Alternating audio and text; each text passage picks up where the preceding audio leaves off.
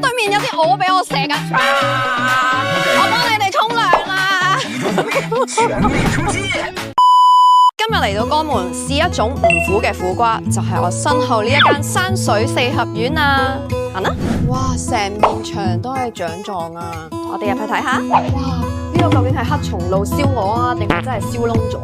現在飯點已經坐滿了人，幸好我提前訂了位子。哇，入到嚟呢個位咧，好精彩啊！我係俾個餐牌啦，同埋好多海鮮啦、新鮮嘅菜啦，仲喺度冒緊煙嘅食材咧，真係好吸引啊！即係俾佢哋包圍住啊！所以我覺得呢個位咧係即係好適合去點餐咯，因為樣樣嘢都眼花繚亂，好想食啊！靚女人有啲咩介紹啊？我哋呢度嘅招牌黑松露燒鵝啦，係我哋嘅頭牌嚟嘅。已經見到個黑松露燒鵝咧，黑蚊蚊咁樣咧，但係我就聽明佢真係呢度嘅名物嚟嘅，一定要試。聽聞咧，道丸涼瓜係嘛，都係必點嘅，係啊，好出名嘅，係我哋呢度嘅特產嚟嘅。涼瓜作食起嚟咧就係清甜嘅，冇渣嘅，唔會苦噶吓，苦嘅。哦，因為平時咧見到嗰啲都係比較瘦長啲，有啲苦瓜啊嘛，呢個肥嘟嘟咁樣，好似我咁。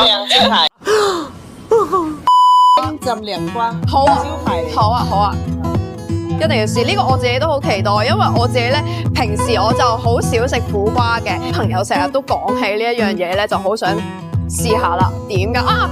黃鱔飯咯，係嘛？係黃鱔飯都我哋嘅招牌，涼瓜同埋嗰個燒鵝嚟啲點嘅。等食啦，而家去。你先等一會兒。試下個黃鱔煲仔飯先。哇，幾足料啊！大條黃鱔，哇！佢個底咧，脆卜卜嘅飯焦啊！好，試下先。我唔客氣啦。嗰個飯焦咧真係非常之乾身同埋好脆，同埋咧黃鱔咧都係好鮮味啦，腍腍地咁樣，唔係話嗰啲好爽嗰啲鱔嘅感覺咯。然後成兜飯咧好入味，佢落咗好多嗰啲葱啊、芫茜啊咁樣，個肉質都係幾好味啊！我幾中意呢一款鱔。曲項向天歌。黑毛浮綠水喎，但係而家唔係白毛浮綠水，好香啊！頭先咧佢未轉到過嚟嘅時候咧，隔咗好遠，我已經聞到佢嗰陣黑松露嘅香味。等我整隻燒鵝髀食下先。係啦，呢個真係豐神，不枉我哋做晒功課咁樣過嚟食。呢個真係超級好推介，好香啊！個黑松露味真係好好味。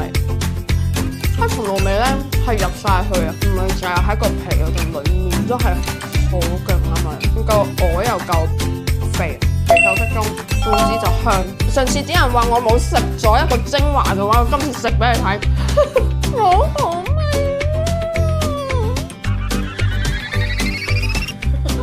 啊！呢個道丸苦瓜刺身拼盤咧，簡直就好似嗰啲日式嘅刺身拼盤，魚嗰啲刺身拼盤咁啊，好靚！你睇一件件咁樣，好肥美咁樣插咗喺度。好啦，頭先靚女咧就推介我咧要點糖食嘅，咁我就試下點糖食先。哇，好大片啊，幾厚實。我唔客氣啦，點糖，好脆啊！佢同埋咧一咬落去咧好 juicy， 一咬落去真係好似水果，我覺得係有少少佢個質地有少少似嗰啲蓮霧啊，有冇食過蓮霧啊？但係咧佢就有少少甘甘地咁樣，但係苦盡甘來，多啲糖咧個感覺係真係好爽好開胃咯，我覺得又健康啦又下火啦，正，呢個果然係好推介。哇！真係食到好飽啊！